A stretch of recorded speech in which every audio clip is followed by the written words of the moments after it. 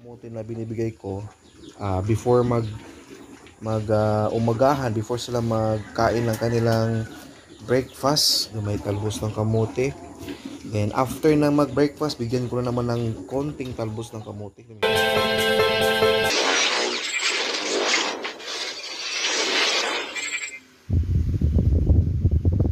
So yun mga kabagis, welcome back to my YouTube channel. Good morning. So may mga nagtanong kung paano doon natin ginawa ang ganong napaka-dali, no? Napaka-ganda ng resulta in 2 months, 60 kilos, and 3 months, 90 plus kilos.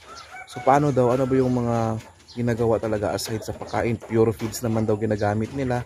So mas mahal pa nga sa mga ginagamit ko na mga feeds. Bakit hirap pa rin? So mga kabagis, sagutin ko yan at I hope na tingnan ninyo hanggang matapos yung video kasi ito yung pinakamaganda sa lahat. Libre lang to. All you have to do is just to give them before, kung mga maliliit pa lang, before kumain sa kanilang meal. Kung malalaki na, pwede 2 beses before and after kumain sa kanilang meal. At I hope makita at mapanood ito hanggang matapos mga kabagis kasi it will really help you. Napakaganda ng mga benepisyo at resulta mga kabagis. At again, libre lang sa amin kaya ginagamit ko talaga. So first, kung first time nyo pa lang sa ating channel, huwag kalimutang i-like, comment at i-subscribe ito mga kabagis before anything else. Thank you so much. Okay, marami sa atin na nagtataka kung bakit na-reach natin yung ganong klaseng mga timbang at laki. Tingnan nyo naman, 1 month pa yan. Mahigit ganyan nakalaki mga kabagis yung ating puti, no? Yan, sa malapitan, oh. Napakalaki na talaga nila. So gusto ko lang ma-emphasize doon, meron tayong talbos ng kamote na naman. Yan, talbos ng kamote. So ito yung gusto kong i-try ninyo sa mga nag-comment na matagal nang nag-alaga, nahirapan abutin yung ating mga naabot na mga kilos sa ating mga baboy. Ang suggestion ko mga kabagis, right after ninyong mabili, kung binili niyo yung baboy or sa inyo man yung mga gustong gawin ninyong fatteners, right after ninyong mawalay, simulan niyo ng pakonti-konti lang na dahon ng talbos ng kamote. Kung maliliit pa, pwede ninyong pakainin ng isang beses sa umaga, isang beses sa tanghali, at saka sa hapon. Yung mga pakonti-konti lang, mga ilang pirasong talbos ng kamote. Tapos kapag mag 1 month na, pwede din pakainin before ang kanilang feeds, no? Kainin natin. Right after din sa feeds, pakainin din konti. So ganun yung gawin niyo kung maraming talbos ng kamote sa area ninyo. Pero kung wala, then wag niyo lang gawin no aking sinasuggest kasi nga baka mahirapan kayo. So kasi ang talbos ng kamote na mayroon naman diyan sa palengke, mga kahit 5 pesos, 10 pesos, ang dami ng mabili mong mga ganyan na talbos ng kamote kung walang makuhang libreng talbos ng kamote sa area ninyo. In-emphasize ko to mga kabagis kasi yun nga, may naka-observe sa atin na kaya pala malaki yung baboy natin dahil sa mga pinapakain nating talbos ng kamote. At agree ako doon kasi halos lahat ng mga batch ng baboy ko talagang pinapakain ko yan mga kabagis ng talbos ng kamote. Pakainin ko muna ng feeds ko tapos sila kumain ng kamote. So benepisyo ng talbos ng kamote, unang-una, hindi ka mahirapan na mag-cure sa mga basang dumi kasi nga prevention na siya. Piniprevent na siya magbasa ang dumi ng baboy mo. At isa din to sa reason kasi kung na-prevent mo yung basa ng dumi, so walang rason na mabansot yung baboy mo dahil nagkasakit sila. Alam mo yun, so kung walang moment na sakit-sakit sila, nagkabasa yung dumi nila, walang araw na ano sila doon na humina yung kain na kasi nga na-prevent mo na.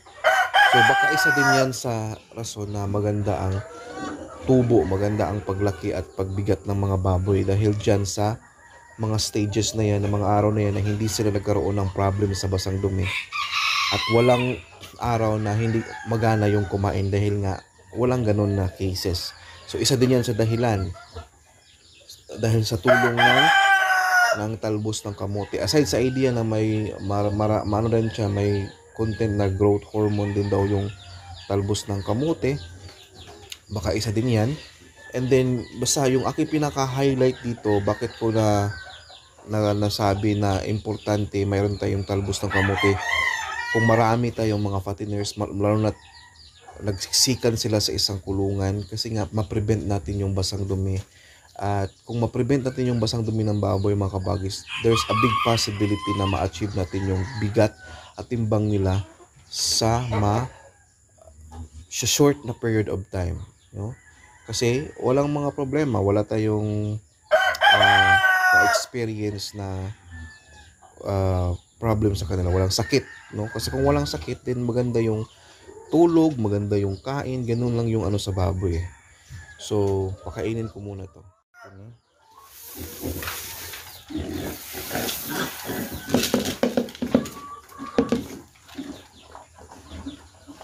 So, mga kabag, ito yung pinakamalaki sa lahat, yung babae. Ito yung lalaki. Ito yung maliit. Again, maliit yan kasi in-emphasize ko na yan kung bakit maliit sa mga previous natin ng mga videos. So balik tayo sa topic, no, sa talbos ng kamote. Ang talbos ng kamote again is libre lang sa area ko kasi nga marami talagang mga makukunan ng talbos ng kamote, kaya inaraw-araw ko siya. At ngayon, ganito kalaki yung talbos ng kamote na binibigay ko before umagahan, before sila magkain ng kanilang breakfast, may talbos ng kamote. Then after na mag-breakfast, bigyan ko na naman ng konting talbos ng kamote. Hindi mo nga naubos nila, pero pakunti-kunti na lang. Balikan nila yan after na lang kumain dito, mga kabagis. So yun yung routine nila araw-araw hanggang sa mabenta. So ang aside sa gusto kong ng kamote, talbos ng kamote, dahil nga mabilis yung paglaki nila, yung na-observe ko, walang masyadong mga sakit, walang basang dumi na naranasan masyado. Kung mayroon mang mangyari, like mag-switch ng feeds, minsan isang araw tapos kinaumagahan matigas na naman yung dumi nila dahil sa talbos ng kamote. So aside sa idea na ganoon, mga kabagis, ang mga karamihang comment ng mga makakain ng karne ng ating baboy, kasi may cases na magkakatay kami noon kasi nga may panahon na maubusan ng feeds. So for me to sustain, kasi marami talaga dito, yung 12 dito, this is city yung, or 17 yung nandyan, doon mayroon ding 6. So marami noon talaga, mga punong-puno to. So I have to para kumaga kailangan kong magkatay para masustain yung pambili ko ng feeds lang for that certain period of time. So maraming panahon yon at maraming nakakain ng ating karne, at ang pinaka comment nila sa mga karne natin, mga kabagis, na kumbaga ma-observe nilang iba sa mga karne sa palengke na nakain nila is malinamnam at malasa yung karne. So kung malinamnam at malasa, the same feeds lang naman yung gamit natin, dahil na siguro yan sa talbos ng kamote, kasi araw-araw yun pinapakain So malasa, malinamnam yung karne. So kung kayo mga kabagis na nagpakain kayo, na more special sa mga nag-comment sa atin, ay kabagis, paano ba yan? Ako pure feeds din naman yung pakain ko at mahal din yung mga feeds na pinapakain ko. Bakit mahirapan pa rin kaming makaabot ng ganyang kilo in 2 months, in 3 months? Paano kaya yan? Ano kaya yung masabi mo, kabagis? Yun, wala namang masama at wala namang sigurong mawala sa inyo kung itry ninyo yung talbos ng kamote. Kung sabihin natin what if kangkong, kabagis, hindi ko i-recommend yan kasi hindi ko pa nasubukan. So kung may talbos ng kamote lang kayo, talbos lang talaga. So ipakain ninyo umaga, tanghali, hapon kung mga biik pa lang, yung mga bagong bili, bagong walay. And then kung ganito na kalaki, pwede naman pakainin isang beses, konti lang before kumain, after kumain, then sa tanghali na naman, before mananghali, after mananghali, sa hapon na naman. Ganun lang everyday. Kapag ganito na kalaki, mga kabagis, 1 month, kapag 1 month mahigit na sila, no? So ganun lang yung gagawin natin. Observe natin, i-compare natin kung ano yung kalalabasan. Wala naman sigurong mawala kung i-try natin yun na i-observe natin, i-try natin yun. Kasi libre lang yung kamuti talaga, libre lang yan sa atin. Kung walang libre sa inyo, din bilhin niyo ng 5 or 10 piso. So, ganun lang. I-try niyo kasi nga ang napakaganda. So, ang mga comment, ang mga feedback, lalo na sa nakakain, kahit ako, nakakain din ako sa karne po at talagang malasa siya, malinamnam compared sa ibang mga karne na parang ano lang, parang kumain ka lang ng normal na laman ng baboy, yung karne, no? Pero sa atin, iba yung lasa, mas maganda at mas masarap. Lalo na yung lechon, napakaganda, napakasarap mga kabagis. Alright, so yun lang siguro, and I hope this makes sense, no? Yung mga nagtatanong kung bakit nahirapan pa rin sila. Tingnan nyo naman mga kabagis, oh. May lamok.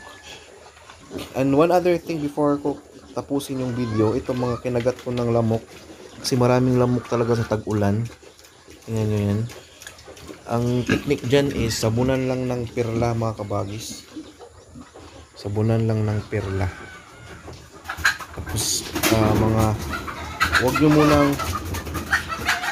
nyo munang banlawan agad yung perla. Sabunan nyo ng perla to, wag mo nang banlawan agad. Tapos yun, mawala lang yan.